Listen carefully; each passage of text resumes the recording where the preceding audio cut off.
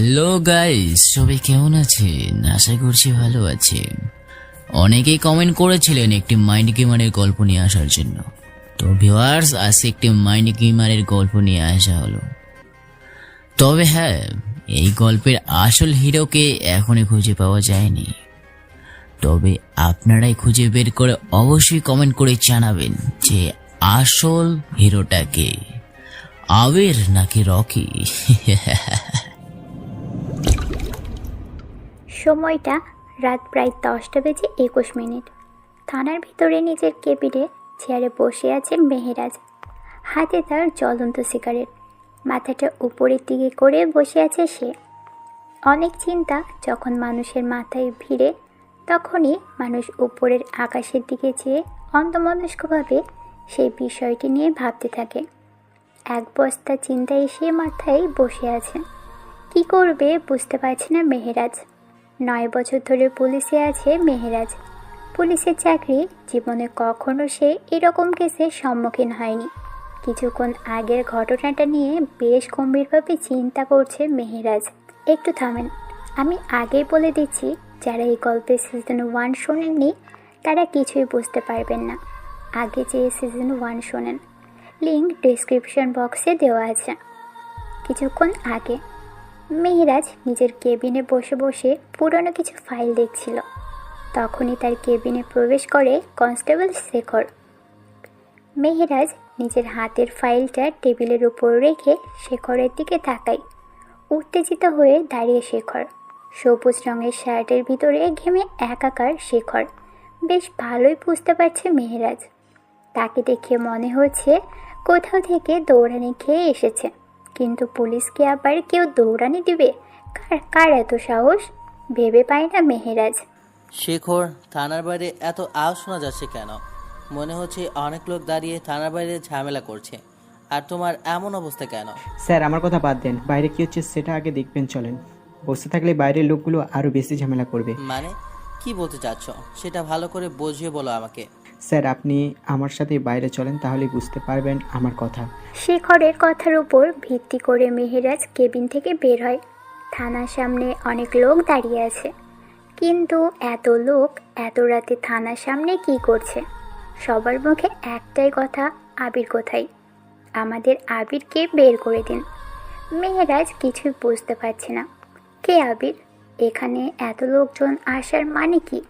এই আবিরের জন্য? উত্তরটা নিজের মনেই করতে থাকে মেহেরাজ। শেখর, আমি কিছুই বুঝতে পারছি না।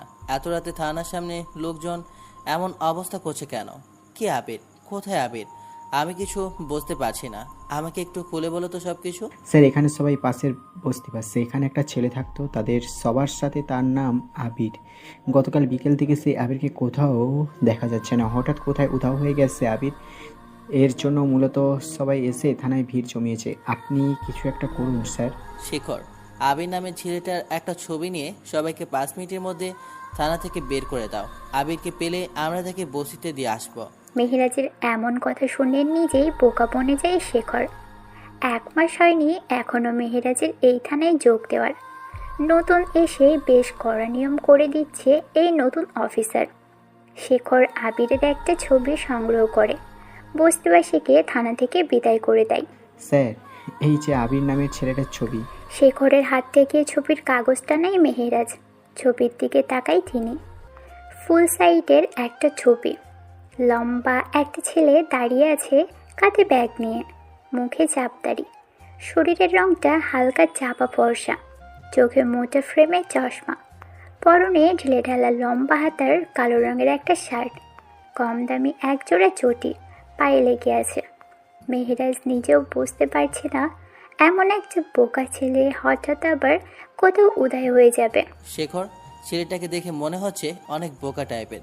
আবিরের সম্পর্কে তুমি কি জানো? স্যার, ছেলেটা ঢাকা বিশ্ববিদ্যালয়ে পড়ে। সেখানে গেলেই জানা যাবে আবিরের সম্পর্কে। শেখর, তুমি কি রকিকে চেনো? কোনো রকি স্যার, মাফিয়া কিং। হ্যাঁ, মাফিয়া কিং রকি। সে ছদ্মবেশে ঢাকা বিশ্ববিদ্যালয়ে ভর্তি হয়েছিল। কিছুদিন যেতে না যেতেই হঠাৎ কোথায় যেন হারিয়ে যায় সে। রকি ভার্সিটির সভাপতির ছেলে নাহিদকে সকল স্টুডেন্টের সামনে পিটিয়েছিল। সেই দিন ভার্সিটির শেষ দিন ছিল রকির। এরপর থেকে কেউ আর রকির চেহারা পর্যন্ত দেখেনি। শেখর, তুমি এখন আসতে পারো। শেখর বেরিয়ে যায় কেবিন থেকে। মেহেরাজ চিন্তা করছে, এমন একটা বোকা ছেলেকে কে আবার গুম করে দিবে? আবিরের সাথে কারো শত্রুতা থাকবে, এটা কিভাবে সম্ভব? আগেও এমন অনেক কেসের সম্মুখীন হয়েছে মেহেরাজ, কিন্তু এমন কোনো রহস্যময় কেসে কখনো সম্মুখীন হয়নি। মেহেরাজ নিজে একজন বড় মাইন্ড গেমার, বড় বড় কেস একা সামলেছে তিনি, কিন্তু এই কেসটা কিভাবে সব কিছুই ধোঁয়াশা। হাতে থাকা সিগারেট শেষ হয়ে এসেছে। কালকে সকালে ভার্সিটিতে গেলেই জানা যাবে আবিরের সম্পর্কে। ততক্ষণ পুরনো কেসের ফাইলগুলো দেখতে থাকে মেহেরাজ। স্যার, ঢাকা বিশ্ববিদ্যালয়ের সামনে একটা লাশ পাওয়া গেছে। মানুষজন আতঙ্কিত হয়ে গেছে। সকাল 9টা। মেহেরাজ নিজের কেবিনে বসে বসে সদ্য গরম চায়ে চুমুক দিচ্ছিল। তখন তার কেবিনে প্রবেশ করে শেখর। চোখে তার ভয়ের আওয়াজ স্পষ্ট। দেখতে পাচ্ছে মেহেরাজ। লাশের কথা শুনেই গরম চাটা টেবিলের ওপর রেখে বসা থেকে উঠে দাঁড়ায় তিনি। পিস্তলটা কোমরের কভার পয়েন্টে রাখে। টেবিলের উপর থেকে পুলিশের কালো কালারের লাঠিটা হাতে নেয় মেহেরাজ। গাড়িতে যেয়ে বসে তিনি। উদ্দেশ্য ঢাকা বিশ্ববিদ্যালয়ের সামনে। একটা লাশ রাস্তায় পড়ে আছে, কাফনের কাপড় দিয়ে মোড়ানো। আশেপাশে কেমন যেন একটা গন্ধ ছড়িয়ে পড়েছে। হয়তো এইটা লাশের তাজা গন্ধ। মানুষজন মুখে কাপড় দিয়ে গন্ধ থেকে বাঁচার চেষ্টা করছে। এখনও লাশের মুখ কেউ দেখছে না। পুলিশ ছাড়া কেউ হাত দিতে সাহস পাচ্ছে না। মেহেরাজের হাতের ইশারায় শেখর যে ভয়ে ভয়ে লাশের কাফনে মোড়ানো মুখটা খুলে দেয়। মৃত ব্যক্তির মুখটা দেখে ভীষণ ভয় পেয়ে যায় শেখর, কারণ মৃত ব্যক্তির মুখটা কিছুই বোঝা যাচ্ছে না। মনে হয় কেউ বড় পাথর দিয়ে মুখটা থেতলে দিয়েছে। মুখ দেখে লাশটা শনাক্ত করা সম্ভব না। মেহেরাজ লাশটা পোস্টমর্টমের জন্য মর্গে পাঠিয়ে দেয়। শহরের অবস্থা বেশি একটা ভালো না, সবাই আতঙ্কিত। একদিন পরে পরে এমন মানুষ খুন হয়েই যাচ্ছে। পুলিশ অফিসাররা খুনিকে এখনো ধরতে পারেনি। তাহলে কি এমনভাবে শহরে খুন হতেই থাকবে, আর খুনি সাধারণ মানুষের ভিড়ে মিলিয়ে যাবে? এখন অপেক্ষা পোস্টমর্টমের রিপোর্টের জন্য। প্রায় 2 ঘন্টা পর মেহেরাজের হাতে পোস্টমর্টমের রিপোর্ট আছে। রিপোর্টটা দেখে মেহেরাজ অনেক অবাক, কারণ রিপোর্টে এসেছে লাশটা একজন ছেলের। মৃত ব্যক্তিকে কেউ গুলি করে মেরেছে। প্রায় 6টা বুলেট শরীর থেকে পাওয়া যায়। ছেলেটা মারা যাওয়ার পরও খুনি নিজের রাগ কমাতে বড় পাথর দিয়ে মৃত ব্যক্তির মুখমণ্ডলে মেরেছে। কোনো সাইকো টাইপের লোক ছাড়া এমন খুন কেউ করতে পারবে না। 2টা কেস সামনে দাঁড়িয়ে আছে, এক আবিরের নিখোঁজ, 2 সকলের খুনের তদন্তের। কখনো এমন নাজেহাল অবস্থায় পড়েনি মেহেরাজ। টিপ টিপ করে চোখ জোড়া মেলে তাকায় আবির। নিজেকে কোনো নরম বিছানার উপর আবিষ্কার করে সে। আশেপাশে তাকায় সে। হাতের বাম পাশে ইঞ্জেকশন দিয়ে দাঁড়িয়ে আছে মধ্যবয়সী একজন মহিলা। পরনে তার সাদা কালারের নার্সের ড্রেস। আবির বুঝে গেছে সে কোনো হাসপাতালের বেডের উপর শুয়ে আছে। হাতের ডান পাশে পুলিশের পোশাক পরে গম্ভীর মুখে দাঁড়িয়ে আছে একটা পুলিশ অফিসার। পিছনে দাঁড়ানো একটা পুলিশ কনস্টেবল। ছোট থেকেই আবির পুলিশকে ভয় পায়, এখনও তেমনই ভয় পাচ্ছে। আবির উঠে বসার চেষ্টা করে, সাথে সাথেই বাম হাতে হালকা ব্যথা অনুভব করে। আবিরের শরীরে স্যালাইন চলছে। আবিরকে চোখ খোলা অবস্থায় দেখে ডান পাশে দাঁড়ানো পুলিশ অফিসার মেহেরাজ বলে, আবির, তুমি অনেকটা দুর্বল, একটু রেস্ট করো। এখন উঠে বাসায় যাওয়ার প্রয়োজন নেই। আবির অবাক হয়, কারণ অজানা একটা পুলিশ অফিসার আবিরের নাম ধরে ডাকছে। কিন্তু এই পুলিশ অফিসারের সাথে আবিরের কখনো দেখা বা কথা হয়নি। তাহলে নাম কিভাবে জানলো? ভেবে পায় না আবির। কিছু স্পষ্ট দেখতে পাচ্ছে না আবির। নিজের -1 পয়েন্টের চশমাটা নিজের চোখে নাই। আমার চশমা কোথায়? আমি সবকিছু অপ্রষ্ট দেখছি। আবির, উত্তেজিত হবার কোনো কারণ নেই। তোমার চশমার কাঁচটা ভেঙে গেছে। তোমার জন্য নতুন একটা চশমার ব্যবস্থা করা হয়েছে। বেডের পাশে টেবিলের উপর রাখা মোটা ফ্রেমের চশমাটা মেহেরাজ আবিরের হাতে দেয়। আবির চশমাটা চোখে লাগায়। এখন সব কিছু স্পষ্ট দেখা যাচ্ছে। আবির, এখন কেমন লাগছে তোমার? জি ভালো, কিন্তু মাথায় অনেক ব্যথা করছে, কেমন যেন লাগছে, মনে হয় মাথার ভিতর কিছু চলছে। সব কিছু ঠিক হয়ে যাবে, তুমি এখন রেস্ট করো, আমরা তোমার জন্য বাইরে অপেক্ষা করছি। কথাটা বললেই বেরিয়ে যায় মেহেরাজ, সাথে শেখরও। আবির সামনের দেয়ালের দিকে তাকাই। দেয়াল ঘড়িতে এখন সময় 11টা। সে মনে করার চেষ্টা করে কালকের ঘটনা। ভার্সিটির উদ্দেশ্যে যখন বাসা থেকে বের হয় তখনই তার সামনে একটা গাড়ি থামে। আবির কিছু বলবে এর আগেই গাড়ির ভিতর থেকে কেউ আবিরের মুখে রুমাল চেপে ধরে। সে অজ্ঞান হয়ে যায়। প্রায় 8 ঘন্টা পর আবিরের জ্ঞান ফিরে। নিজেকে কোনো বদ্ধ রুমে আবিষ্কার করে সে। মাথার উপর জ্বলছে 60 ওয়াটের একটা হলদে বাল্ব। আশেপাশে পুরনো অনেক জিনিসপত্র রাখা দেখে মনে হচ্ছে এগুলো কেউ অনেক দিন ধরে ব্যবহার করে না। খুবই গরম রুমের ভিতর। হঠাৎ রুমের শাটারটা উঠিয়ে একটা ছেলে প্রবেশ করে। ছেলেটার হাতে ভয়ঙ্কর একটা ধারালো ছুরি।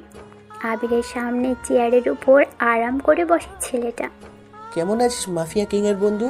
আবির বুঝতে পারছে না ছেলেটা কেন মাফিয়া কিংয়ের বন্ধু বলছে। আবির বোকা শোকা চেহারা করে বলতে থাকে, মাফিয়া কিং এর বন্ধু মানে কি বলছেন আপনি? কিন্তু বুঝতে পারছিস না আমি কি বলছি, নাকি বুঝেও না বোঝার চেষ্টা করছিস? সত্যি ভাইয়া, আমি আপনার কথা বুঝতে পারছি না, দয়া করে আমাকে বুঝিয়ে বলেন। বাংলাদেশের টপ মাফিয়া কিং রকি ভাই তোর বন্ধু ছিল না? একই সাথে একই ভার্সিটিতে পড়তি তোরা দুইজন, কোথায় এখন রকি সেটা বল আমাকে।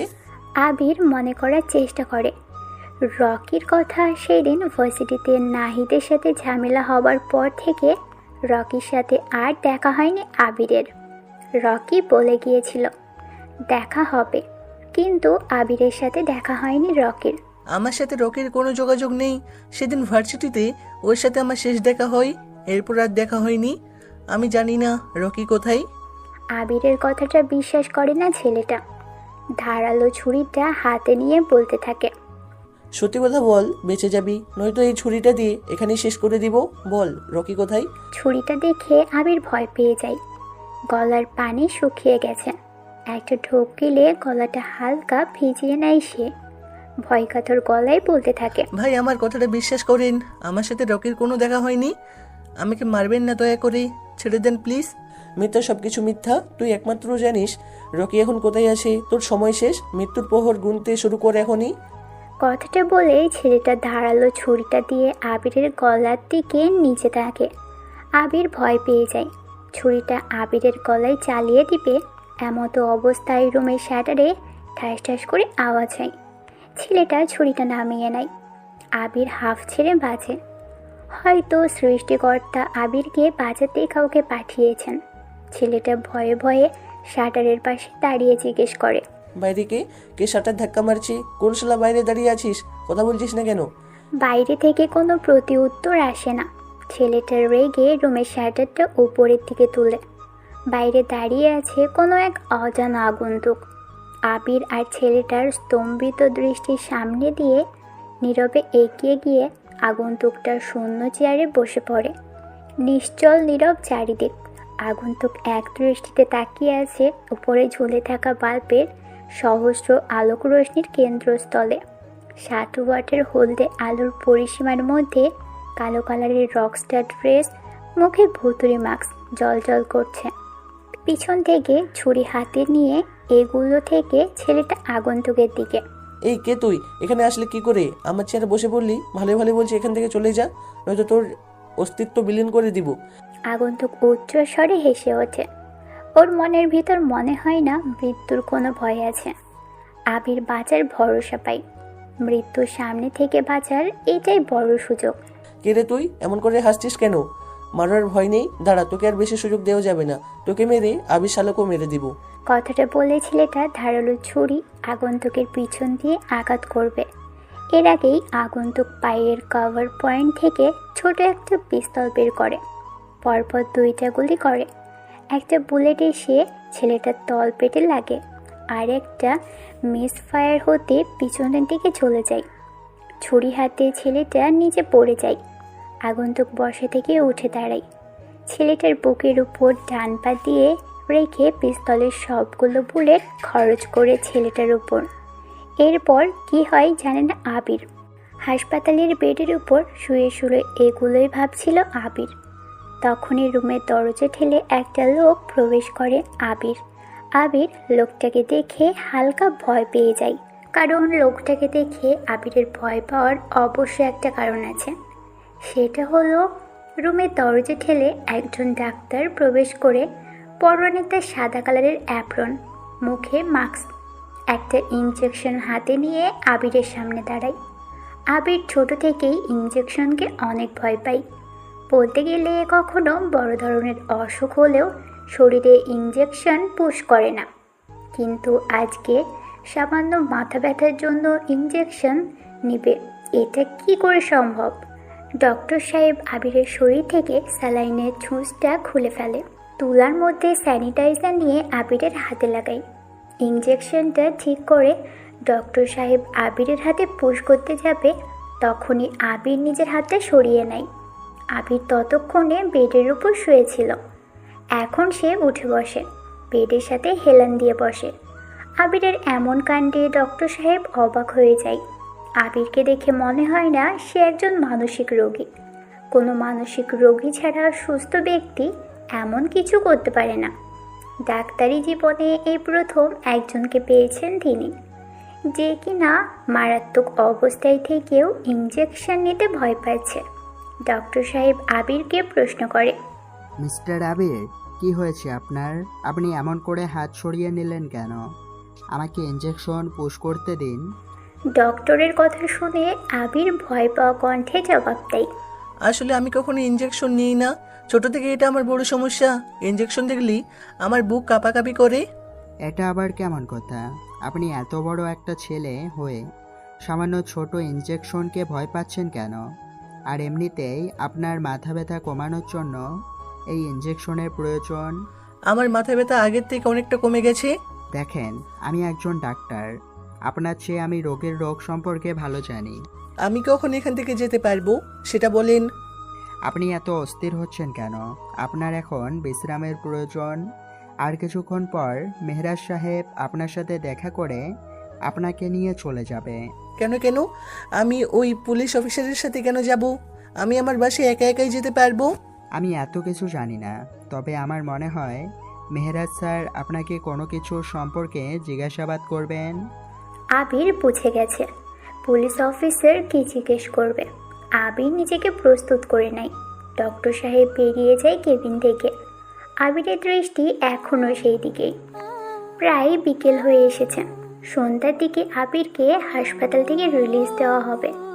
মেহেরাজ নিজের কেবিনে বসে আছে। সামনে একটা লাঠি হাতে নিয়ে দাঁড়িয়ে আছে শেখর। মেহেরাজ চেয়ারে হেলান দিয়ে উপরের দিকে তাকিয়ে আছে। তার মাথায় একটা জিনিস কিছুতেই আসতেছে না। আবিরের মতো এমন একটা ছেলে, না, আর কিছু ভাবতে পারছে না মেহেরাজ। শেখর মেহেরাজের এমন চিন্তামগ্ন চেহারা দেখে বলতে থাকে, স্যার, আপনি কি এমন ভাবছেন? আর আমি কতক্ষণ এভাবে মূর্তির মতো দাঁড়িয়ে থাকবো? অনেক তো হলো, আপনি তো কিছু বলছেন না। মেহেরাজ শেখরকে প্রায় 15 থেকে 20 মিনিট আগে নিজের কেবিনে ডেকে পাঠায়। শেখর তাড়াতাড়ি করে চলে আসে, কিন্তু এসে দেখে মেহেরাজ মাথা উপরের দিকে করে তাকিয়ে আছে। অনেকক্ষণ পর শেখর মুখ খুলেছে। শেখরের কথায় মেহেরাজ উপর থেকে দৃষ্টিটা সরিয়ে নেয়, আর শেখরের উপর দৃষ্টি ফেলে। মধ্যবয়সী এই লোকটা যদি পুলিশের কনস্টেবল না হয়ে বড় কোনো অফিসার হতো তাহলে বেশ মানাতো তাকে। শেখরের অনেক সাহস।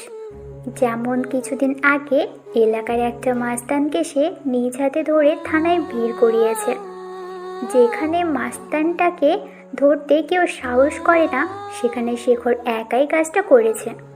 কিন্তু দুঃখের বিষয়, শেখর এই কাজটা করার জন্য কোনো প্রমোশন পায়নি। মেহেরাজ সবসময় শেখরকে নিজের কাছাকাছি রাখে। এবার মেহেরাজ শেখরের কথায় জবাব দেয়, শেখর, হাতে এখন 2টা কেস। চিন্তা আমার আকাশ ছুঁই অবস্থা। কোনটা আগে ধরবো সেটাই বুঝতে পারছি না। স্যার, আবির নামে ছেলেটাকে জিজ্ঞেস করলেই তো মনে হয় একটা কেসের সমস্যার সমাধান হবে। শেখর, আমার কি মনে হয় জানো, আবির ছেলের সাথে অন্য জগতের কারোর সাথে কোনো সম্পর্ক নেই। আমারও তাই মনে হয়। ছেলেটা খুবই বোকা শোকা। সে হাসপাতালে আমাদের দেখে বাচ্চাদের মতো ভয় পাচ্ছিল। আমি আবিরকে ভয় পেতে দেখিনি। আবিরের চোখে আমি ভয় দেখিনি, অন্য কিছু দেখেছি। কিন্তু কি দেখেছি সেটা রহস্যটা এখনো দূর হয়ে যাচ্ছে না। এত কিছু লক্ষ্য করিনি, তবে আবির ছেলেটা অনেক রহস্যময় মনে হচ্ছে। ডাক্তার যে বলল সন্ধ্যায় আবিরকে রিলিজ দিয়ে দিবে, এর আগেই কিন্তু আমাদেরকে হাসপাতালে থাকতে হবে। স্যার, তাহলে কি গাড়ি বের করব? বের করেছে, সন্ধ্যার আগে যে আবিরের সাথে গুরুত্বপূর্ণ কথা বলতে হবে। শেখর বেরিয়ে যায় মেহেরাজের কেবিন থেকে। আবির ছেলেটার চেহারা কি যেন একটা বলে। এমন বোকাশোকা চেহারাওয়ালা মানুষকে কেই ব্যবহার করেছে মাফিয়া কিং রকি? কিন্তু মেহেরাজ একটা হিসাব এখনও মেলাতে পারছে না। রকি কেন আবিরকে বেছে নিয়েছে?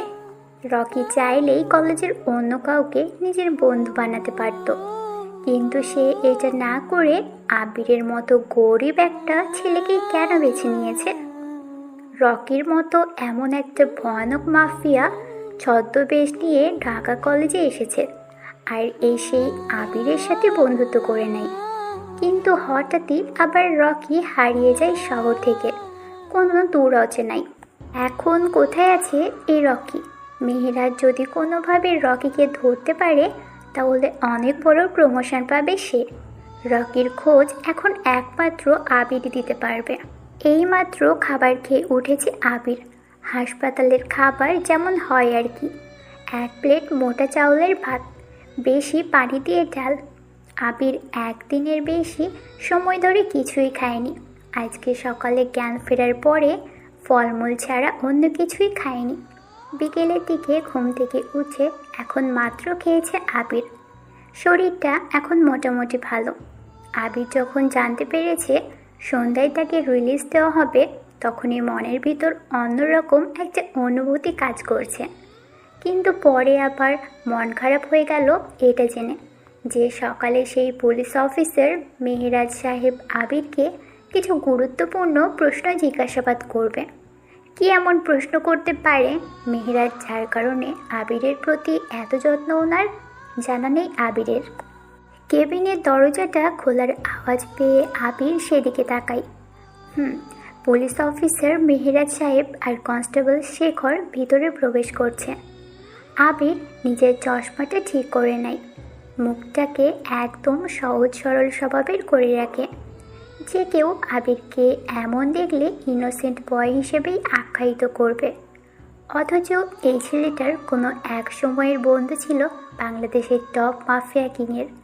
কেউ দেখলে আবিরকে বলবে না সে এত বড় একটা ভয়ানক মাফিয়ার অতি কাছের বন্ধু। আবির সেই কেবিনে ভর্তি, সেখানে একটা স্টিলের চেয়ার আছে। মেহেরাজ সেই চেয়ারটা টেনে বসে, পাশে দাঁড়িয়ে আছে শেখর। পুলিশের চাকরিটাই এমন, বড় অফিসের চেয়ারে বসবে আর কনস্টেবলগুলো অফিসারের পাশে মূর্তির মতো দাঁড়িয়ে থাকবে।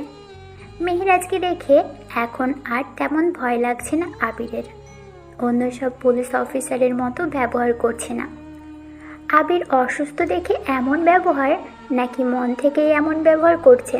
তিনজনের মধ্যে প্রথমে মেহেরাজ নিজের মুখ খুলে বলে, এখন কেমন বোধ করছো আবির? এখন আমি আগের থেকে অনেকটা সুস্থ বোধ করছি। শুনে খুব ভালো লাগলো। এখন আমি যে তোমাকে কিছু গুরুত্বপূর্ণ কথা জিজ্ঞেস করব, সেই সম্বন্ধে ডাক্তার বা নার্স কিছু বলেছে তোমাকে?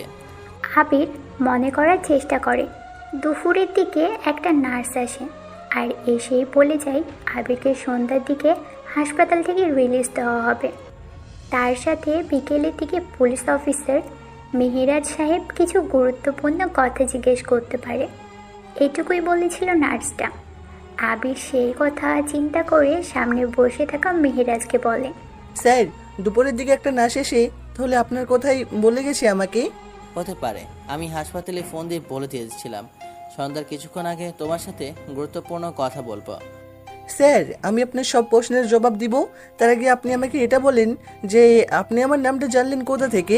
আমি তো আপনাকে আমার নিজের পরিচয় দিইনি। আমি একজন পুলিশ অফিসার।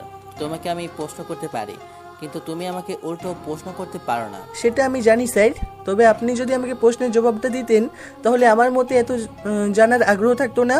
তোমার সম্পর্কে বসতির লোকজনের কাছ থেকে জানতে পেরেছি। এখন এই সকল টপিক বাদ দাও, আমার হাতে বেশি সময় নেই। আমি এখন যেই প্রশ্নগুলো করব সবগুলো সঠিক উত্তর দেবে। মেহেরাজ যেভাবে কথা বলছে এখন তাকে দেখে মনে হচ্ছে সে একজন কড়া পুলিশ অফিসার। আবির মাথা ঝাঁকিয়ে হ্যাঁ সূচক ইঙ্গিত করে। মেহেরাজ এটা দেখে আবিরকে প্রশ্ন করতে শুরু করে। আবির, কালকে সারাদিন কোথায় ছিলে তুমি? আর আজকে সকালে আমরা তোমাকে এই অবস্থায় এনে হাসপাতালে ভর্তি করেছি। আবির মনে মনে এটাই ভাবছিল, পুলিশ অফিসার মেহেরাজ সাহেব প্রথমে এই প্রশ্নটাই করবে। তাই আবির নিজের মাথায় এই প্রশ্নের উত্তরটা গুছিয়ে রেখেছিল। যদি এই প্রশ্ন ছাড়া অন্য কোনো প্রশ্ন করত তাহলে আবির সঠিক উত্তর দেওয়ার চেষ্টা করত। মেহেরাজের প্রশ্নের জবাবে আবির তার সাথে যা ঘটেছে সব কিছুই স্পষ্ট করে বলে দেয় মেহেরাজকে। আবিরের এমন উত্তর শোনার পর মেহেরাজ অনেকটা অবাক হয়ে যায়, কারণ আজকে সকালে ঢাকা বিশ্ববিদ্যালয়ের সামনে থেকে যে লাশটা পাওয়া গেছে সেই লাশটার সাথে আবিরের বর্ণনার কালকের রাতে আবিরের উপর হামলাকারী লোকের সাথে মিল রয়েছে। তাহলে এখন একমাত্র খুনি হচ্ছে সেই রাতের আগন্তুক, যে আবিরকে মৃত্যুর হাত থেকে রক্ষা করেছিল। আবির বলছে সে আগন্তুককে চেনে না, আবার আগন্তুক নাকি মাস্ক পরিধান করে এসেছিল, যার কারণে ভালো করে মুখ দেখতে পারেনি আবির। মেহেরাজের এখন প্রচুর পরিমাণে রাগ লাগছে। দুইটা কেসের সমাধান হবে তখন যখন সেই আগন্তুক ধরা পড়বে, কিন্তু আগন্তুকের চেহারা কেমন সেটাই জানে না আবির। এবার মেহেরাজ আবিরকে জিজ্ঞেস করে, আচ্ছা আবির, আমি শুনেছি তুমি নাকি বাংলাদেশের টপ মাফিয়া কিং রকির বন্ধু ছিলে। ছিলাম হয়তো এক সময়, কিন্তু এখন না। এখন রকির সাথে বন্ধুত্ব আছে কি নাই সেটা জেনে আমার কোনো প্রয়োজন নেই। তুমি এটা বলো যে রকি এখন কোথায়? স্যার, সবাই এটা নিয়ে কি শুরু করেছেন আমি তা বুঝতে পারছি না। রকি কোথায় সেটা আমি কিভাবে বলবো? হঠাৎ সেই দিন নাহিদের সাথে ঝগড়া হওয়ার পর রকি যে কোথায় হারিয়ে গেছে এটা আমি জানি না। দেখো আবির, আমাদেরকে সত্যিটা বলে দাও। রকি একটা মাস্তান, দেশকে ধ্বংস করে ফেলবে সে। আমরা যদি তাকে ধরতে পারি তাহলে দেশ থেকে একটা আতঙ্ক কমে যাবে। আমি যতদূর পর্যন্ত জানি রকি ভয়ঙ্কর মাস্টার হলেও 70 প্রদেশে চলে খারাপ মানুষগুলোকে এসে বেছে বেছে মারে, আর এতেই দেশ থেকে খারাপ মানুষ ধ্বংস হয়ে যায়। খারাপ মানুষকে শাস্তি দেওয়ার জন্য আইন আছে, সে কেন এগুলো করে মানুষের মন থেকে সুখ কেড়ে নিচ্ছে? আমরা সবাই একত্রিত হয়ে বিচার করতাম। স্যার, আপনি আমার কথা হয়তো বিশ্বাস করতে পারছেন না। আসলে রকি আমার বন্ধু ছিল ঠিকই, কিন্তু সে আমাকে শেষ কথা এটাই বলে গিয়েছিল সে আবার ফিরে আসবে। কোথায় সে? আমি বুঝতে পারছি বিষয়টা। এখন তোমার সাথে রকির কোনো যোগাযোগ নেই, তাহলে কে নিয়ে যেতে পারবে আমাকে রকির কাছে? আমি শুনেছি স্যার, রকির একটা ভাই আছে, কিন্তু কি যে তার নাম সেটাই মনে পড়ছে না। আর সে থাকে কোথাও এটাও জানি না। সবাই নিজেকে গোপন রাখার চেষ্টা করছে। আমি রকিকে নিজ হাতে আমার থানার 14 শিকের ভিতরে এনে ভরবো। মেহেরাজের কথা শুনে আবির মুচকে হাসে। একটা সাধারণ পুলিশ অফিসার রকির মতো মাফিয়া কিংকে ধরে জেলে ঢোকাবে, ভাবতেই অবাক লাগছে। এখন এটাই বিশ্বাস করতে হবে আবিরকে, কারণ সামনে বসে আছে একটা পুলিশ। তার সামনে যদি মাস্তানির পক্ষ নিয়ে কথা বলে তাহলে যা ঘটা তা তো ঘটেই যাবে। মেহেরাজ সাহেব আর কথা বাড়াতে চান না, এখানেই প্রশ্নপাত শেষ করতে চান তিনি। আবিরের কেবিন থেকে চলে যায় মেহেরাজ সাহেব। আজ প্রায় 3 দিন পরে আবির কলেজে যাচ্ছে। আগের মতো করেই একই ড্রেস আপ নিয়ে ভার্সিটিতে এসেছে সে। এখন একটাই ভয় কাজ করে আবিরের মনের ভিতর, যদি নাহিদের সাথে দেখা হয়ে যায় কোনোভাবে, আর নাহিদ যদি বলে বসে রকি কোথায়, কি জবাব দিবে তখন আবির? মুখের ভাষা কোথায় হারিয়ে যাবে সে সময়। রকির সাথে থেকে না হয় সেদিন বেঁচে গেছিল, কিন্তু আজ বাঁচাবে কে? শয়তানের নাম নিতে না নিতেই শয়তান এসে উপস্থিত হয়ে গেছে। নাহিদ তার বন্ধুদের নিয়ে সেই আগের নির্দিষ্ট জায়গায় বসে বসে আড্ডা দিচ্ছে। এখন যদি আবির ক্লাসে যাই তাহলে নাহিদদের সামনে দিয়ে যেতে হবে। আবির কোনো কিছু না ভেবেই ক্লাসের দিকে হাঁটা ধরে। সামনে গেলে যে বিপদ এটা জেনেও আবির থামে না। নাহিদ সামনে তাকিয়ে দেখে আবির আসছে। প্রতিদিনের ন্যায় আজকেও নাহিদ বাইকের উপর আরাম করে বসে সিগারেট টানছে আর সামনে দিয়ে চলে যাওয়া মেয়েগুলোর সাথে ইফটিজিং করছে। রকি সেদিন যখন ভার্সিটির সকলের সামনে নিজের ক্ষমতা দেখিয়ে নাহিদকে মেরেছিল, সেদিন থেকে নাহিদের একটাই প্রতিজ্ঞা, সেটা হলো রকিকে নিজ হাতে মারা। রকিকে এখন আর শহরে দেখা যায় না। যদি নাহিদের সামনে রকি পড়ে যায় তাহলে রকিকে শেষ করে দেবে নাহিদ। আরাফের কথা শুনে নাহিদের মুখ থেকে জ্বলন্ত সিগারেটটা নিচে পড়ে যায়। এটা নাহিদ কাকে দেখছে? আবির? সে বেঁচে আছে কি করে? নাকি মৃত্যুর পর আত্মা হয়ে এসেছে? আত্মা হলে তো নাহিদ একাই দেখত, কিন্তু আরাফও সাথে দেখেছে। তাহলে এটা আবিরের আত্মা না, সত্যি সত্যি আবিরই এটা। কিন্তু এটা কি করে সম্ভব? আবির বেঁচে আছে? তাহলে নাহিদ উত্তেজিত হয়ে সবাইকে উদ্দেশ্য করে বলে, সামনে যে আবির আছে এটা কি আর কেউ দেখতে পাচ্ছে না, নাকি আমি আর আরাফি দেখছি শুধু? সবাই অন্যরকম দৃষ্টিতে নাহিদের দিকে তাকায়। ছেলেটা কি বলছে এটা? সামনের দিকে আবির নামের ছেলেটা তো সশরীরে গুটি গুটি পায়ে হেঁটে আসছে। তাহলে নাহিদের এমন বলার কারণ কি? পাগল হয়ে যায়নি তো আবার? বলাও যায় না। নাহিদ যেভাবে প্রতিদিন মদ পান করে, নেশা করে, এর প্রতিক্রিয়ায় হয়তো মাথাটা ছিঁড়ে গেছে। নাহিদের পাশে দাঁড়িয়ে থাকা রিফাত বলে, আমি তো আবিরকে ভালো করেই দেখতে পাচ্ছি, কেমন যেন খেট টাইপের ছেলেটা, বোকাসোকা চেহারা। অন্যরা দেখেছে কিনা এটা আমি জানি না। রিফাতের কথা শুনে সবাই হ্যাঁ সূচক ইঙ্গিতে মাথা নাড়ায়, যার মানে সবাই আবিরকে দেখতে পাচ্ছে। নাহিদ অবাক হয়ে যায় আবিরকে এমনভাবে ক্যাম্পাসে আসতে দেখে। আরাফ, আবিরকে ডাক দে আর আমার সামনে আসতে বল তাড়াতাড়ি। নাহিদের বলা কথাই আরাফ একটু জোরেই আবিরকে ডাক দেয়। আরাফ অনেকটা জোরে আবিরকে ডাক দিয়েছে, যার কারণে ক্যাম্পাসের মাঠে বসে থাকা আড্ডা দেওয়া স্টুডেন্টগুলো এগিয়ে সেদিকে নজর দেয়। আবির আরাফের ডাক শুনে সেদিকে তাকায়। নাহিদের পাশে সারাদিন চাকরের মতো বসে থাকে আরাফ। ছেলেটা পুরোই একটা ফাউল, নিজের বাবার নেই কিছু, অন্যজনের ক্ষমতা বিক্রি করে খায়। আবির সবচেয়ে বেশি অপছন্দ করে এই আরাফ ছেলেটাকে। আবির যে একেবারে নাহিদের সামনে দাঁড়ায়। আশ্চর্যের ব্যাপার হচ্ছে এটা যে নাহিদ আবিরের এমন দুঃসাহস দেখে কিছু বলছে না। নাহিদ কি কোনো কারণে আবিরের উপর ভয় পেয়ে আছে? নাহিদকে দেখে তো এমন মনে হচ্ছে না। আগে কেউ কখনো এমনভাবে নাহিদের সামনে এসে কাছাকাছি দাঁড়ায়নি। এই প্রথম আবির এমন করলো। গত 1 বছর ধরে আবির এই ক্যাম্পাসে আসছে, কিন্তু নাহিদ তেমন কঠোরভাবে আবিরকে কখনো জার দেয়নি। ব্যাপারটা খুবই রহস্যজনক। আবির এমন করে দাঁড়িয়ে আছে দেখে আরাফ রেগে বলে, আবির, তুই রকির সাথে 2 দিন চলে ফিরে মনে হয় না সাহসটা একটু বেড়ে গিয়েছে? নাহিদের সামনে এসে এমন কাছাকাছি দাঁড়িয়ে আছিস কেন? দূরে যে দাঁড়া। আরে ভাই, তোমার সমস্যা কোথায়? নাহিদ ভাইয়ের সামনে আমি দাঁড়িয়ে আছি, উনি কিছু বলছে না, তুমি এত লাফালাফি করছো কেন? দেখ আবির, আমি কিন্তু রেগে যাচ্ছি, আর যদি একটা কথা বলিস তাহলে কিন্তু আমি কি করতে পারি সেটা তুই বুঝতে পারছিস। যা করার করে ফেলো, আমি এখন কাউকে ভয় পাই না। নাহিদ চুপ করেই বসে আছে। আবির আর আরাফের ঝগড়ার মতো কথাবার্তা শুনে যাচ্ছে, কাউকে কিছু বলছে না। দুজনের নামের প্রথম অক্ষর অ দিয়ে শুরু, আবার নামের মধ্যে অনেক মিলও পাওয়া যায়। তাদের দুইজনের উচিত ছিল নিজেদের মধ্যে বন্ধুসুলভ আচরণ করা, কিন্তু তারা এটা না করে বাচ্চাদের মতো ঝগড়াঝাটি করছে।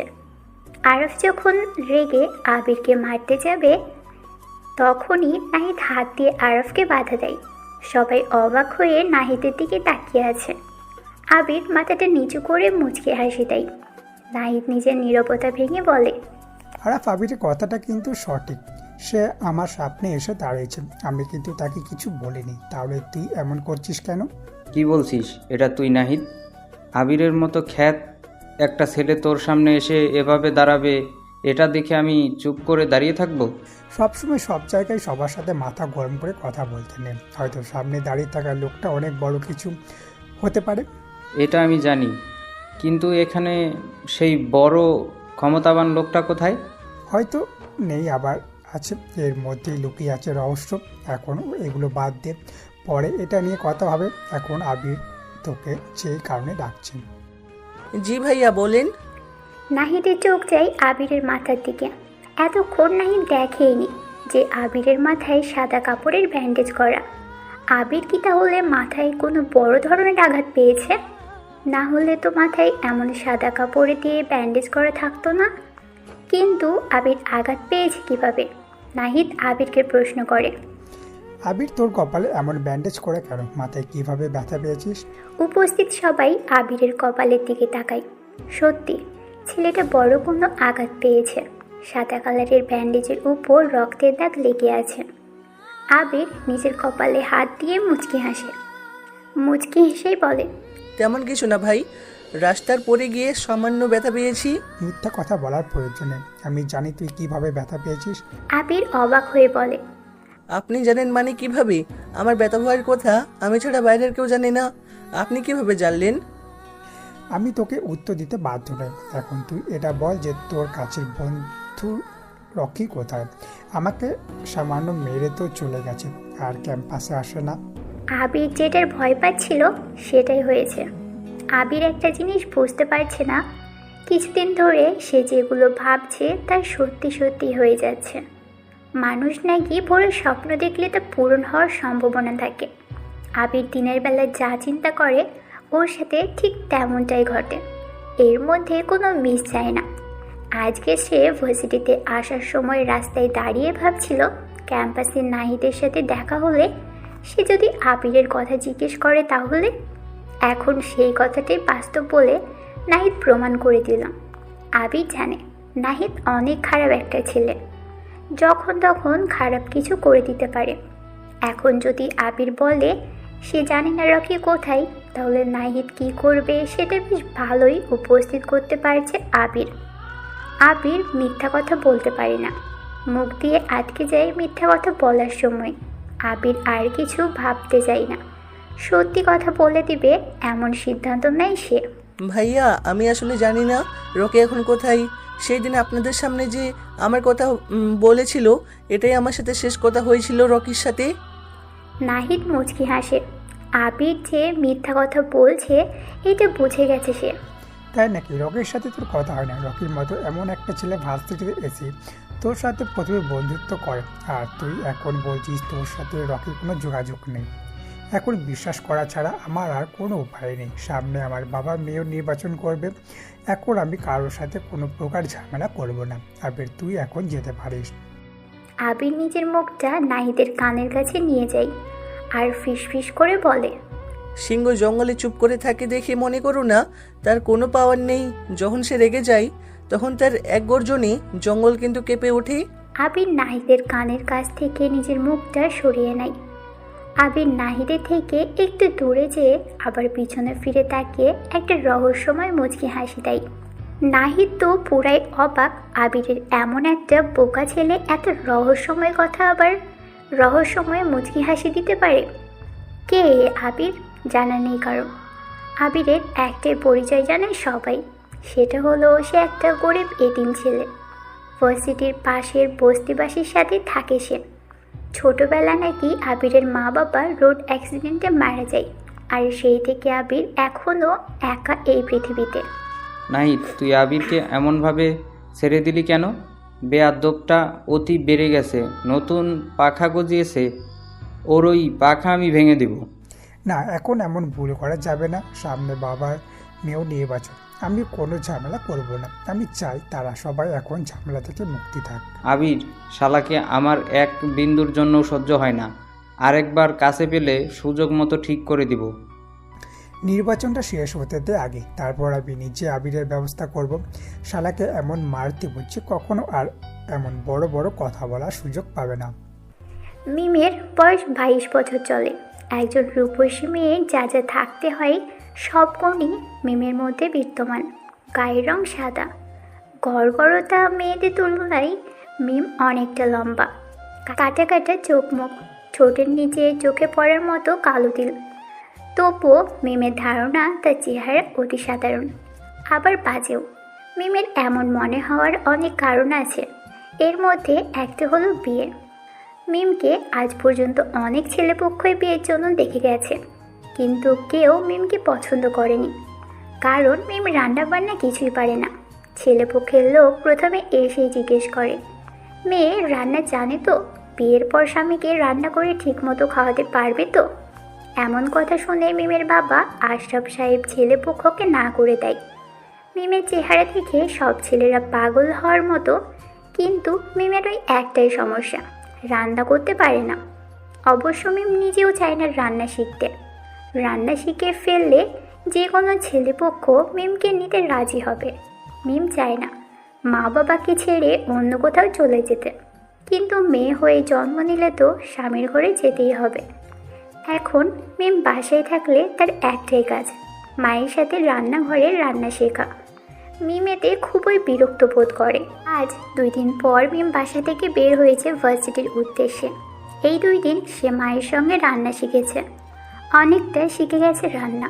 মিমের রান্নার প্রতি তেমন কোনো আকর্ষণ নেই। ক্যাম্পাসের মাঠের এক কোণে দাঁড়িয়ে আছে প্রীতি। মিমের সাথে প্রথম বর্ষে পড়ে সে। এখন বলতে গেলে প্রীতি আর মিম দুইজন খুব ভালোই বন্ধু। তাদের মধ্যে সুন্দর একটা সম্পর্ক গড়ে উঠেছে। মিম লম্বা লম্বা পায়ে এসে প্রীতির সামনে দাঁড়ায়। প্রীতি মিমকে দেখে নিজের হাত ঘড়ির দিকে তাকায়। ঠিক 15 মিনিট লেট করেছে মিম। প্রীতি রেগে বলে, এই তোর আসার সময় হলো? সেই কখন ফোন করে বলেছিলি অপেক্ষা করতে, আর 5 মিনিট লাগবে। এই তোর 5 মিনিট? আমি অনেক অনেক দুঃখিত প্রীতি, আসলে বাসার সামনে দাঁড়িয়ে ফোন করেছিলাম তোকে। যদি সঠিক সময়ে রিক্সা পেয়ে যেতাম তাহলে ঠিকই চলে আসতাম। 5 মিনিটের রাস্তা, সেটাও নাকি রিক্সা দিয়ে আসতে হয়? ক্যাম্পাস থেকে আমার বাসায় 5 মিনিটের দূরত্ব না, আরো বেশি সময় লাগে আসতে। হয়েছে হয়েছে, থাম এবার তুই। ক্যাম্পাস থেকে তোর বাসা কতটুকু দূরত্ব সেটা আমার জানা আছে। এখন এটা বল, গত শুক্রবারে যে ছেলেপক্ষ তোকে দেখতে এসেছিল তারা কি বলে গেছে? আর বলিস না ছেলেটার কথা, আমার থেকে অনেক খাটো। আমি আর সে যদি একসাথে দাঁড়াই তাহলে আমার থেকে 5 থেকে 6 ইঞ্চি ছোট দেখাবে। এত ছোট হবে না মনে হয় তোর থেকে। তার ছেলেটার চেহারা সম্পর্কে কিছু বল আমাকে। মুখটা সাদা, ক্লিন শেপ করা, নাকের নিচে হিটলারি গোফ রেখেছে, মাথায় চুল তেমন একটা নেই বললেই চলে, কেমন যেন দেখতে। আর সবচেয়ে বড় কথা হলো ছেলেটা হলো ব্যাংকার। বুঝতে পেরেছি। এখন তোর বাবা মা কি বললো ছেলেপক্ষকে? কি আর বলবে, বলেছে পরে জানানো হবে তাদের। এরপর আর কি হয়েছে আমি তা জানি না। ক্লাসের সময় হয়ে এসেছে, চল ক্লাসের দিকে যাওয়া যাক। মিম আর প্রীতি ক্লাসের দিকে রওনা দেয়। তখনই মিম আর প্রীতি কথা বলতে বলতে নিজেদের ডিপার্টমেন্টের দিকে যাচ্ছে।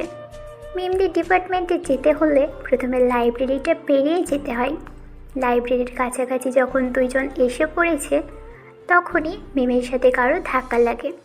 প্রীতি অন্য পাশে ছিল বলে সে ধাক্কা খায়নি। এমন সামান্য ধাক্কায় মিমের কিছু না হলেও সামনে যার সাথে ধাক্কা লেগেছে তার অবস্থা করুণ। কেননা মিমের সামনের ব্যক্তিটা নিচে পড়ে গেছে। নিচে অনেকগুলো বই পড়ে আছে, হয়তো নিচে পড়ে যাওয়া ছেলেটারই বই হতে পারে। ছেলেটা মাথা নিচু করে রেখেছে, যার কারণে মিম বুঝতে পারছে না কে। মিম ভদ্রতার খাতিরে নিচে পড়া বই তুলতে ছেলেটাকে সাহায্য করবে, তখনই ছেলেটা মাথা উঁচু করে। ক্যাম্পাসের হাবাগোবা বোকা ছেলে এটা, আর কেউ না, আবির নিজেই। আবির কিছু গুরুত্বপূর্ণ বই নেওয়ার জন্য লাইব্রেরিতে গিয়েছিল। অনেক সময় ধরে খোঁজ করার পর 3টা বই সে বের করতে পেরেছে। আবির যখন ভার্সিটিতে ঢুকেছিল তখন সবাই আবিরের দিকেই তাকিয়েছিল। এক এক করে সবাই বোঝার চেষ্টা করছিল আবিরের মতো বোকা ছেলেটা কেন লাইব্রেরিতে এসেছে। তার তো এখানে কোনো কাজ নেই। আবির যে ক্লাসের ভালো স্টুডেন্ট সেটাও আবার না। ক্লাসে যখন স্যার ক্লাস করায় তখন আবির অন্যদিকে তাকিয়ে থাকে। আবির কখনো কখনো মাথা নিচু করে বসে থাকে। স্যার ম্যাডামরাও তেমন কিছু বলে না, তারা জানে আবিরকে বললেও কোনো কাজ হবে না, তাই টিচাররা আবিরের সম্পর্কে কোনো ধরনের চিন্তা করে না। আবির লাইব্রেরি থেকে যখন বই নিয়ে বেরোচ্ছিল তখন প্রতিদিনের ন্যায় মাথাটা নিচু করেই হাঁটছিল। আবিরের এই অভ্যাসটা মনে হয় না আর ঠিক হবে। প্রায় 1 বছর ধরে ক্যাম্পাসের সবাই আবিরকে এমন মাথা নিচু করেই রাখতে দেখছে। আবির যখন লাইব্রেরির দরজা পেরিয়ে চলে আসে তখনই কারোর সাথে সে ধাক্কা খায়, আর সে নিজেকে ঠিক রাখতে না পেরে কন্ট্রোল হারিয়ে নিচে পড়ে যায়, সাথে সাথে বইগুলো। আবিরের চোখ থেকে চশমাটা নিচে পড়ে চশমার একটা কাঁচ ভেঙে গেছে। সে আবার চশমা ছাড়া সামনের কোনো কিছু স্পষ্ট দেখতে পায় না। আবির কোনো মতে বইগুলো হাতে নিয়ে দাঁড়ায়। সামনে দাঁড়িয়ে আছে দুইটা মেয়ে। একটা মেয়েকে আবির ভালো করেই চিনে, সেটা হলো মিম, আর অন্যটাকে আবির চেনে না। মিমকে আবিরের অনেক আগে থেকেই ভালো লাগতো, কিন্তু রকির ভয়ে আবির এটা বলতে পারতো না, কারণ রকি মিমকে পছন্দ করত। এখন রকি নেই, তাই আবির চান্সটা কাজে লাগাতে চাই। যদি ভালো কোনো কিছু হয়ে যায় তাহলে তো কোনো কথাই নাই। এই ফ্লোরের অনেক স্টুডেন্ট আবিরের দিকে তাকিয়ে আছে। আবিরকে এমন ভাঙা চশমা হাতে নিয়ে বোকার মতো দাঁড়িয়ে থাকতে দেখে মিম বলে, আসলে আমি মিম আর কিছু বলতে পারে না। পাশে দাঁড়িয়ে থাকা প্রীতি মিমের মুখ চেপে ধরে, যার কারণে মিম কথা বলতে পারছে না। সামনে দাঁড়ানো আবির বোকার মতো চেয়ে আছে দুইজনের দিকে। মিম মেয়েটা কি যেন বলতে চাইছিল, কিন্তু প্রীতি মুখটা চেপে ধরে। কি সাংঘাতিক ব্যাপার, প্রীতির মনে কি চলছে সেই একমাত্র জানে। মিম প্রীতির থেকে ছোটার জন্য জোড়াজুড়ি করছে। প্রীতি ছাড়ার বান্দা না, তাই মিম প্রীতির সাথে জোড়াজুড়িতে পেরে উঠছে না। আবির এমন দৃশ্য দেখে প্রীতিকে উদ্দেশ্য করে বলে, এ কি করছেন আপনি? মেয়েটার সাথে এমন জড়াজড়ি করছেন কেন? প্রীতি আর মিম দুইজনেই তাকায় আবিরের দিকে। একটা মেয়ের সাথে ধাক্কা লেগে পড়ে গেছে, নিজের চশমাটাও আস্ত নেই, একটা স্ক্যাচ ভেঙে গেছে, অন্যটা যাই অবস্থা। কিন্তু অবাক করার বিষয় হচ্ছে আবির একটা শব্দ পর্যন্ত করেনি। আবির ছাড়া এখানে অন্য কোনো ছেলে থাকলে মিমের নিশ্চিত 12টা বাজিয়ে ছাড়ত। এতক্ষণ চুপ করে দাঁড়িয়ে থাকা ছেলেটা এখন কথা বলছে, আবারও নিজের জন্য নয়, অন্যের জন্য। প্রীতি নিজের মুখটা মিমের কাছাকাছি নিয়ে ফিসফিস করে বলে, দেখ মিম, ছেলেটা কেমন হাবাগোবা বোকার মতো করে দাঁড়িয়ে আছে, চল এর সাথে এখন একটু মজা নেওয়া যাক। মিম প্রীতির এই প্রস্তাবে রাজি হয় না, তাই মাথা দিয়ে না না ইশারা করে। প্রীতি আবারও বলে, আরে তুই ভয় পাচ্ছিস কেন? আমি থাকতে তোর কোনো চাপ নিতে হবে না, তুই শুধু আমার পাশে দাঁড়িয়ে থাকবি আর দেখবি আমি কি করি। আবির বুঝতে পারছে না প্রীতি মিমের কানে কানে কি এমন কথা বলছে যা আবিরের সামনে বলতে পারছে না। হয়তো তাদের কোনো গুরুত্বপূর্ণ পার্সোনাল কথাবার্তা হবে। আবির শুনতেও চায় না অন্যের কথা, নিজের ব্যস্ততার শেষ নেই, আবার অন্যজনের কথা। দীর্ঘ সময় পর প্রীতি মিমের মুখ থেকে নিজের হাতটা সরিয়ে নিল। মিমের চেহারাটা ফর্সা আকৃতির, প্রীতির হাতের ছাপগুলো স্পষ্ট মিমের চেহারায় দেখা যাচ্ছে। জায়গাগুলো কেমন যেন লাল আকৃতি ধারণ করেছে। প্রীতি মেয়েটা এমন নির্দয় না হলেও পারত। আবির প্রীতির প্রতি একটা রাগ সৃষ্টি হয়েছে, কিন্তু সেটা আবির প্রকাশ করতে চায় না। পৃথিবীতে এক শ্রেণীর এমন অনেক মানুষ আছে যারা নিজের ভিতরের অবস্থাটা কাউকে প্রকাশ করতে পারে না। আবার দ্বিতীয় শ্রেণীর লোকেরা অনেকেই আছে যারা নিজের ভিতরের অবস্থা নিমেষেই বলে দিতে পারে। আবিরকে এখন দ্বিতীয় শ্রেণীর লোকের মধ্যে ফেলে দেওয়া যাবে না। সে হচ্ছে প্রথম শ্রেণীর লোক, নিজের ভিতরের আবেগ অন্যের কাছে প্রকাশ করতে পারে না। এই যে মিস্টার আবির, কতক্ষণ ধরে দেখছি বোকার মতো করে দাঁড়িয়ে আছেন, কি এত ভাবছেন শুনি? আবির বাস্তবে ফিরে আসে। প্রীতি নিজের আঙুল নাড়িয়ে নাড়িয়ে কথা বলছে। অধিকাংশ মানুষ হাতে যেই আঙুলটা নাড়িয়ে কথা বলে সেই আঙুলটা নাড়িয়ে কথা বলছে প্রীতি। কি যেন নাম আঙুলটার, এখন মনে পড়ছে না আবিরের। আমি আসলেই বোকা, অনেক বোকা, একটু বেশি বোকা। আর বোকা মানুষরা কিন্তু একটু বেশি চিন্তা ভাবনা করে। তা আপনি কি আমার সাথে অবাস্তব ভাবনাগুলো শুনতে চান? থাক, আপনারা সেই অবাস্তব কথা আমাকে শোনাতে হবে না। আমি বুঝে গেছি আপনি যেমন, আপনার ভাবনাগুলো তার থেকে বেশি খ্যাত হবে। লাইফের সব কিছু কিন্তু অনুমানের উপর করে বলে দিবেন না, তাহলে কিন্তু পরে যেয়ে পস্তাতে হবে। জীবন চলার পথে পস্তাতে হবে তাদের যারা নিজেদের ভাবনাগুলোকে অবাস্তব হিসেবে কল্পনা করে। প্রীতি মেয়েটা খুব দক্ষতার সঙ্গে কথা বলেছে। আবির অবশ্য এখনও অবাক হয়নি, তবে প্রীতির উপর ইমপ্রেস সে। পৃথিবীতে এমন অনেক মানুষ আছে যারা নিজেদের কথার মাধ্যমে অন্যর ব্রেন ওয়াশ করে দিতে পারে। তাদের কথা এত সাজানো গোছানো যে যে কোনো মানুষ অতি সহজেই কথার জালে আটকে যাবে। আবির কখনো কারো কথার মায়ে পড়েনি। বলতে গেলে কখনো আবিরের সাথে তেমন কথা বলা ব্যক্তি দেখা হয়নি। আরে আপনি তো বেশ বিরক্তিকর একটা লোক, বলতে গেলে ফালতু। আমি বিরক্তিকর ছেলে হতে পারি, কিন্তু ফালতু ছেলে না। দেখেই বোঝা যায় কেমন ছেলে আপনি। এইসব কথা বাদ, এখন মূল কথায় আসা যাক। আপনি আমার বান্ধবী মিমকে কেন ধাক্কা দিয়েছেন? আমি ধাক্কা দিয়েছি নাকি আপনার বান্ধবী মিম আমাকে ধাক্কা দিয়েছে? আপনি ধাক্কা দিয়েছেন। আচ্ছা আচ্ছা, আমি আগে ধাক্কা দিয়েছি, তাহলে মিম নিচে পড়লো না কেন?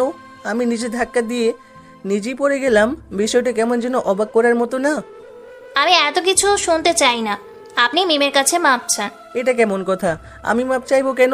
আর এমনিতেই যার সাথে ধাক্কা লেগেছে সে কিছু বলছে না, আপনি শুধু শুধু বলছেন কেন? আমার বলার অনেক কারণ, তার মধ্যে একটা হলো মিম ছেলে মানুষের সাথে কথা বলতে লজ্জা পায়। এখন তাড়াতাড়ি করে মাপ চান।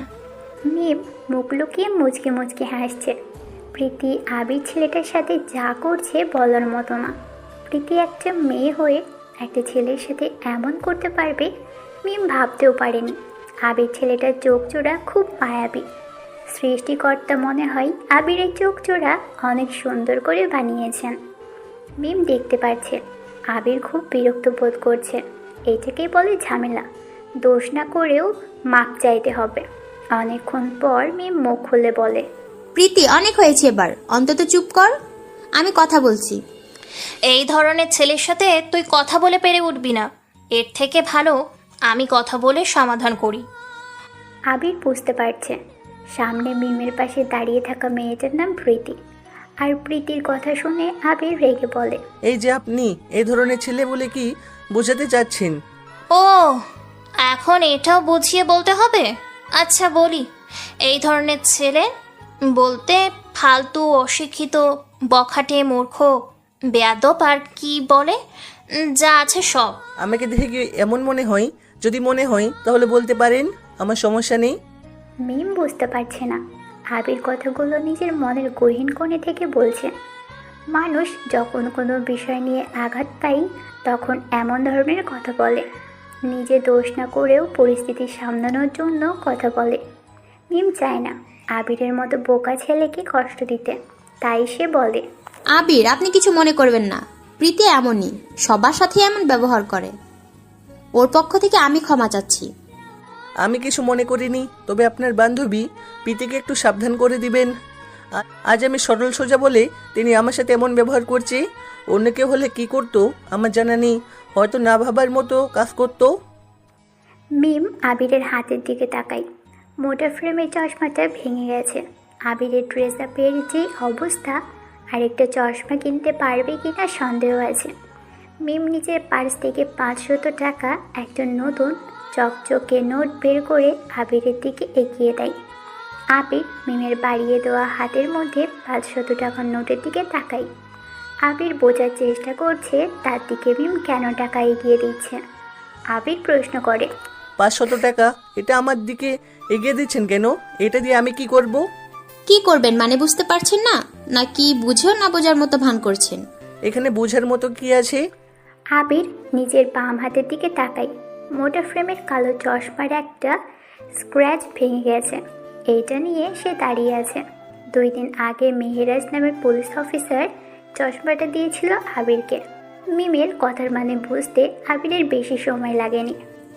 আমার দ্বারা যদি কারো ক্ষতি হয় তাহলে আমি ক্ষতিপূরণ দিয়ে বিদায় হই। এখন আমার কারণে আপনার চশমা ভেঙে গেছে, এটার ক্ষতিপূরণ হিসেবে দিচ্ছি। জানি একটা চশমার দাম 500 টাকা থেকে কম, যেই টাকা বেঁচে যাবে ওইটা আপনি রেখে দিবেন। আবির চশমাটা ফেলে দেয়। বইগুলো শক্ত করে ধরে সামনের দিকে এগিয়ে যায়। মিমকে ছাড়িয়ে যাওয়ার আগেই মিমের কানের কাছে এসে বলে, টাকার প্রয়োজন নেই, আমি নতুন একটা চশমা কিনে নিব। এটা নিয়ে আপনাকে না ভাবলেও চলবে। টাকা আমার কাছে অনেক আছে, এত পরিমাণ যে এই টাকাটা দিয়ে পুরো শহরটা কিনে ফেলতে পারবো। আবির কথাটা বলে অন্যরকম একটা ভাব নিয়ে হাঁটা শুরু করে, যেটা আজ পর্যন্ত এই ক্যাম্পাসের কেউ দেখেনি। এভাবে আবিরকে কেউ দেখলে বলবে না সে একটা বস্তির ছেলে। হাজা দেখে মনে হচ্ছে সে কোনো রাজ্যের রাজা। মিম আর প্রীতি হাঁটতে থাকে। প্রথম তলায় 23 নম্বর রুমটা মিমদের ক্লাসরুম। সাইকোলজি নিয়ে পড়ে মিম। সাইকোলজি স্টুডেন্ট দেখতে অনেকটা গম্ভীর টাইপের হয়, কিন্তু মিমকে দেখলে কেউ বলবে না সে সাইকোলজি নিয়ে পড়াশুনো করে। মিমের মুখে লেগে থাকে সারাদিন হাসি, মাথায় ঘুরপাক খায় নতুন নতুন শয়তানি বুদ্ধি। তোর জন্য আজকে ছোট লোককে ছেড়ে দিতে হয়েছে। তুই যদি আমাকে না আটকাতি তাহলে যে কি করতাম আমি। তুই কি চুপচাপ থাকতে পারিস না, নাকি জন্ম থেকে তুই এমন বাচাল? আমি আছি আমার টেনশনে। তোর আবার কিসের টেনশন? আমার জানা মতে তোর মতো বেস্ট লাইফ আর কারণ নেই। তখন ছেলেটা কি বলে গেছে শুনতে পেয়েছিস তুই? আমার অনেক সন্দেহ লাগছে ছেলেটাকে নিয়ে। ছাড় তো, এমন একটা খ্যাত ছেলে কিনা কি বলে গেছে সেটা নিয়ে তুই এখনো পড়ে আছিস? বাদ দিব কেন? দেখ কেমন কথা, টাকা আমার কাছে অনেক আছে, এত পরিমাণ যে এই টাকা দিয়ে পুরো শহরটা কিনে ফেলতে পারবো। এমন রহস্যময় কথা সে কিভাবে বলে গেল? ওই, এটা মেয়ে পটানোর একটা ধান্দা। দেখলি না তখন ছেলেটা কথা বলার সময় কেমন তোর দিকে কেমন করে তাকিয়েছিল? যাই বলিস না কেন, আমি ছেলেটা সম্পর্কে জেনেই ছাড়বো। কথা বলতে বলতে দুজন ক্লাসের সামনে এসে পৌঁছাই। রহমান স্যার ক্লাস নিচ্ছে। এই 2 মাসের মধ্যে মিমের সবচেয়ে পছন্দের স্যার হয়ে উঠেছেন রহমান স্যার। মিম আর প্রীতি ক্লাসে প্রবেশ করে। তখনই বিকেল 5:20 আবির রাস্তার ধারে করিম চাচার দোকানে বসে আছে। প্রতিদিনকার ন্যায় আজকেও আবির চায়ের সাথে 5 টাকার রুটি ভিজিয়ে খাচ্ছিল। তখনই রাস্তার অপর পাশে একটা কালো কালারের গাড়ি থামে। গাড়ি থেকে মাসুম নামের একটা ছেলে নামে। মধ্যবয়সী ছেলে, বয়স 30-এর কাছাকাছি হবে। পরনে তার কালো কালারের লম্বা হাতা টুপিওয়ালা গেঞ্জি, সেই টুপি দিয়ে মাথাটা ঢাকা, মুখে কালো মাস্ক। মাসুম জোরে জোরে হাঁটতে হাঁটতে করিম চাচার দোকানের সামনে দাঁড়িয়ে যায়। আশপাশে তাকিয়ে করিম চাচার দোকান থেকে একটা সিগারেট নিয়ে ঠোঁটে লাগায়। আবির যে বেঞ্চের উপর বসে আছে সেখানে এসে মাসুম বসে। আবির তাকায় মাসুমের দিকে। ছেলেটা অন্য বেঞ্চে না বসে আবিরের বেঞ্চে এসে বসেছে। আবির নিজ মনে চাই রুটি ভিজিয়ে খাচ্ছে। মাসুম ছোট করে একটা কাশি দিয়ে বলে, লাইটার হবে? আবির রুটিটা খেতে খেতে বলে, আমাকে দেখি কি ওই রকম ছেলে মনে হয় যে লাইটার নিয়ে বসে থাকবো? দেখে তো মনে হয় না তুমি ওই টাইপের ছেলে। যদি হতে তাহলে দোকানে বসে বসে দুধ চায়ের সাথে রুটি ভিজিয়ে খেতে না, সিগারেট জ্বালিয়ে টানতে। আপনি তো দেখি মানুষ দেখেই বলে দিতে পারেন কে কেমন, তাহলে প্রথমে সেটা করেননি কেন? তোমার সাথে কথা বলার জন্য। আমার সাথে কথা বলার জন্য মানে বুঝতে পারছি না। বলছি তার আগে তুমি আমার বড় ভাইয়ের সাথে ফোনে কথা বলে নাও। মাসুম নিজের মোবাইলটা আবিরের সামনে ধরে। আবির সতর্কতার সঙ্গে মোবাইলটা হাতে নিয়ে কানে লাগায়। ফোনের ওই পাশ থেকে কারো উচ্চস্বরে হাসার শব্দ শোনা যাচ্ছে। আবির ঘাবড়ে যায়। কে ফোন করেছে আর এভাবে কেন কথা ছাড়া হাসছে কেন? আবির মোবাইলটা মাসুমের দিকে এগিয়ে দিবে, তখনই মোবাইল থেকে একটা কথা বলার শব্দ শোনা যায়। মাসুমের কাছে মোবাইলটা দিবে না। মোটা গলার কণ্ঠে যে পুরুষ একটা আগন্তুক কথাটা বলেছে এতে কোনো সন্দেহ নেই।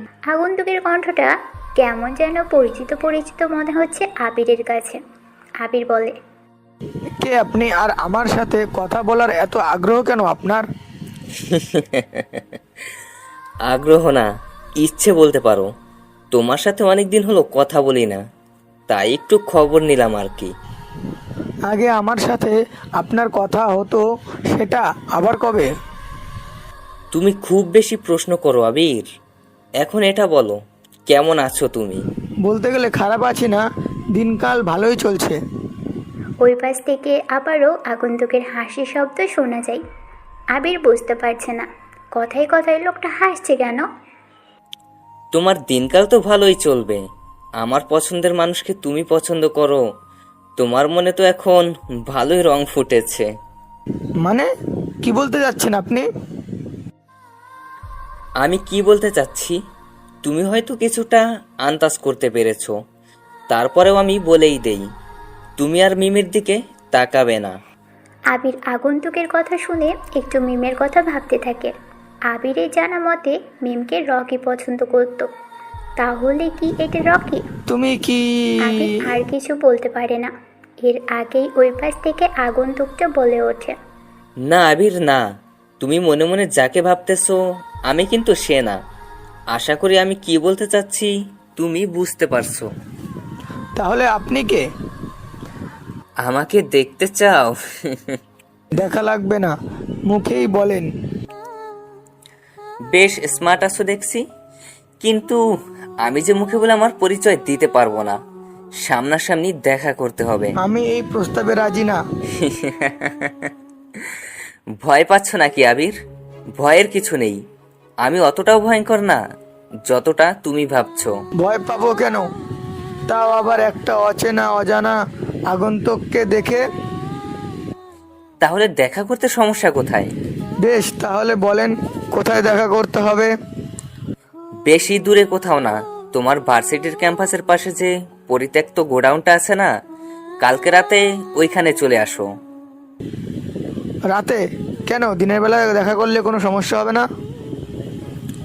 রাতের আগন্তুককে তো রাতেই দেখা যায়, দিনের বেলায় তো তুমি তাদের দেখতে পাবে না। যদি রাতের বেলায় দেখা করতে ভয় পাও তাহলে দরকার নেই দেখা করার। ভয় পাওয়া আমার ডিকশনারিতে নেই।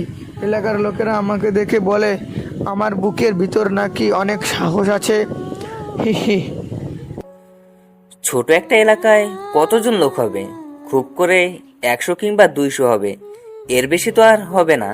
এই সামান্য লোকজনের কথা শুনে তুমি যদি নিজেকে সাহসী ভেবে থাকো তাহলে এটা তোমার ভুল ধারণা। তাহলে কাল রাতে দেখা হচ্ছে আপনার সাথে, আমার পরিচয় হয়ে গেল, আর সাথে আমার সাহসের পরীক্ষাও হয়ে যাবে।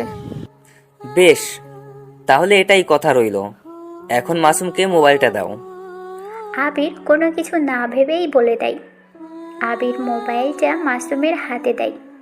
আবির কথা বলতে বলতে মাসুম 2টা সিগারেট শেষ করে ফেলেছে। ছেলেটা হয়তো সারাদিনে 5-6 প্যাকেট শেষ করে ফেলে। ঠোঁট জোড়া কুচকুচে কালো হয়ে আছে। মাসুমকে দেখে যে কেউই বলে দিতে পারবে যে মাসুম একটা পেশাধারী সিগারেটখোর। মাসুম বসা থেকে উঠে দাঁড়ায়, আবিরের দিকে ভালো করে তাকায় সে। লোকটার সাথে আপনার কিসের সম্পর্ক? তাহলে আপনি কি এখানে এসেছেন? আপনার কি যদি কই কোনো সম্পর্ক নেই তো। তাহলে আপনি কেন এখানে এসেছেন? আপনার সাথে যদি ওই লোকটার কোনো পরিচয় না থাকতো তাহলে আমার কাছে এসে ওনার সাথে কথা বলিয়ে দেওয়ার মানে কি? অনেকদিন আগে ভাইয়ের সাথে আমার পরিচয় হয়, কিন্তু আমি তাকে দেখিনি কখনো।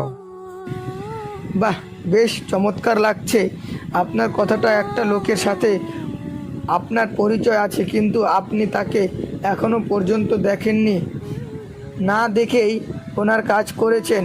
আমি আসি, আমার একটা গুরুত্বপূর্ণ কাজ আছে। কাজ তো থাকবেই, বয়স যেহেতু হয়েছে, কাজের চাপ তো আছে, কোনো সমস্যা নেই। আমি কালকে জেনে নেব আপনার সেই ভাইয়ের পরিচয়। বোঝার চেষ্টা করছে এমন একটা বোকা গরিব ছেলের সাথে কথা বলিয়ে দেওয়ার জন্য মাসুমের ভাই তাকে এখানে পাঠিয়েছে। কি এমন আছে এই ছেলেটার মধ্যে যার কারণে মাসুমের এত দূরে আসা? থমকে দাঁড়ায় মাসুম আবিরের প্রশ্ন শুনে। সে এখন কি জবাব দেবে? কোনো জবাব নেই তার কাছে, কারণ মাসুমকে এখানে আসার আগে নিষেধ করে দেওয়া হয়েছিল তার পরিচয় কাউকে না দিতে। মাসুম সেখান থেকে চলে আসে। আবির শুধু তাকিয়ে তাকিয়ে দেখছিল মাসুম কতটা ভয়ের মধ্যে আবিরের সাথে কথাগুলো বলেছিল। সাধারণত মানুষের বয়স যত বাড়তে থাকে তত তার ব্যস্ততা বাড়তে থাকে। জীবনটা একটা নিয়মিত রুটিন মাফিক চলে। যখন আমরা ছোট ছিলাম তখন আমরা খেলাধুলা নিয়ে ব্যস্ত থাকতাম। আস্তে আস্তে যখন বড় হই তখন শুরু হয় পড়াশোনার ব্যস্ততা। পড়াশোনা শেষ হলে চাকরি, ব্যবসা বাণিজ্য ইত্যাদি নিয়ে সারাদিন পড়ে থাকতে হয়। মানুষ এই ব্যস্ততা থেকে মুক্তি পায় জীবনের শেষ বয়সে, কিন্তু তখন তিনি তার ব্যস্ততাহীন সময়টা ভালো করে পার করতে পারে না। নানা ধরনের রোগ শরীরে হানা দেয়। অসুস্থতার জন্য বিছানা থেকে উঠে বাইরে হাঁটার কোনো সুযোগ থাকে না। হঠাৎ করেই এক সময় শরীর থেকে প্রাণটা বেরিয়ে যায় দূর আকাশের অচিরে। আজকেও শেখর থানায় 2 জন আসামি ধরে এনেছে। 2 জনই ছেলে। মদ খেয়ে রাস্তার মেয়েদেরকে বিরক্ত করার জন্য শেখর এই 2 জনকে ধরে নিয়ে এসেছে। মেহেরা ছেলে 2টাকে ভালো করে চিনে। একটা হলো সামাদ সাহেবের ছেলে আরাফাত, আর অন্য আরেকজন আরাফাতের বন্ধু। এই 2 জন মিলে এলাকায় সমস্যা তৈরি করে। সামাদ সাহেব হলো এই এলাকার সাবেক মেয়র, সম্মানিত ব্যক্তির মধ্যে একজন, কিন্তু ছেলেটা হয়েছে বখাটে। মেহেরাজ আরাফাতের সামনে যেয়ে দাঁড়ায়। ছেলেটার মা নেই, ছোটোবেলায় জন্ম দেওয়ার সময় মারা গেছে। বাবার বিয়ে না করাই মায়ের আদর থেকে বঞ্চিত হয়েছে, তাই হয়তো আরাফাত এমন বখাটে হয়ে গেছে। আরাফাতের প্রতি মেহেরাজের মায়া হয়, কিন্তু আইন বলে কিছু একটা আছে, তাই মেহেরাজ আরাফাতকে ছাড় দিতে চান না। এই নিয়ে 5 বার শেখর তোদেরকে ধরে থানায় নিয়ে এসেছে। স্যার ভুল বললেন, 5 বার না 6 বার হবে। আরাফাত, তোর কি শরম লজ্জা বলে কিছুই আছে? তোর বাবা এলাকার মধ্যে একজন সম্মানিত ব্যক্তি, আর তুই দিনে দিনে তোর বাবার সম্মান নষ্ট করছিস। সম্মান দিয়ে কি হবে? কিছুদিন পর তো কবরে চলে যাবে, সেখানে কি সম্মান নিয়ে যাবে? কথাটা বলতে দেরি, কিন্তু আরাফাতের ডান গালে চর পড়তে দেরি হলো না। মেহেরাজই আরাফাতকে চর মেরেছে। কেমন ছেলে তুই, নিজের বাবার নামে এমন কথা বলছিস? আমাকে চর মেরে কাজটা ঠিক করলেন না অফিসার। আপনার মতো শত শত পুলিশ অফিসার এখানে আসবে, কিন্তু আমার কাজ কেউ বন্ধ করতে পারবে না। তোর কাজ তো আমি আজকে বন্ধ করে দেব। শেখর, এই 2টাকে নিয়ে লকআপে ঢোকাও। ফোন আজকে কাজ হবে না। মেহেরাজের কথা শুনে শেখর আরাফাতের শার্টের কলার ধরে টানতে টানতে 14 শিকের ভিতর আটকে দেয়। মেহেরাজ নিজের কেবিনে যেয়ে বসে আর ভাবতে থাকে বিকেলের ঘটনাটা। আবিরের সাথে দেখা করার জন্য মেহেরাজ গাড়ি নিয়ে বস্তির দিকেই যাচ্ছিল। তখনই মেহেরাজ দেখতে পাই আবির দোকানে বসে বসে চা খাচ্ছিল। মেহেরাজ গাড়ি থেকে নেমে দাঁড়ায়, কারণ সামনের দিকে আর গাড়ি যাবে না। মেহেরাজ একটু এগিয়ে যাবে, তখন একটা কালো কালারের দামি গাড়ি থেকে একটা ছেলে নেমে আবিরের দিকে যেতে থাকে। মেহেরাজ ব্যাপারটা ভালো করে বোঝার জন্য আড়ালে লুকিয়ে পড়ে, আর দেখতে পাই গাড়ি থেকে নামা ছেলেটা আবিরের সাথে কয়েকটা কথা বলে নিজের মোবাইলটা আবিরের দিকে এগিয়ে দেয়। আবির মোবাইলটা কানে লাগিয়ে কারোর সঙ্গে কথা বলতে থাকে। মেহেরাজ জানে না কে এই ছেলেটা, আর আবিরের সাথে মোবাইলে কথা বলা ব্যক্তিটাই বা কে। মেহেরাজ সেখান থেকে গাড়ি নিয়ে থানায় চলে আসে। মেহেরাজ কখন থেকে পড়ে আছে এই ব্যাপারটা নিয়ে। সামান্য একটা বস্তি ছেলের সাথে দেখা করতে এত দামি গাড়ি কে আসতে পারে? ব্যাপারটা খুবই রহস্যময় লাগছে। কে আবির? সে কি সত্যি বোকা গরিব ছেলে, নাকি তার অন্য কোনো বড় ধরনের পরিচয় আছে? জানে না মেহেরাজ, তবে তিনি এটা বেশ ভালো করেই বুঝতে পারছে যে এই চ্যাপ্টারে অনেক মাইন্ড গেমের টুইস্ট রয়েছে।